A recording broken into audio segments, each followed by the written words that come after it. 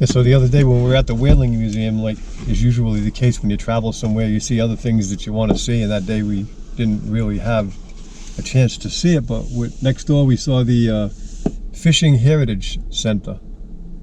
And seeing as this is the #1 fishing port in the United States, and fishing goes all the way back to the whaling days, we thought it might be interesting, and we thought we'd bring you along, huh, hon? Yeah, the New Bedford Fishing Heritage Center ought to be interesting. Who knows what could be in this little building, but I'm gonna try it out and see. Looks like fun. Yeah, it looks like it'll be fun. We're gonna take you along, so hang on for the ride. See you soon.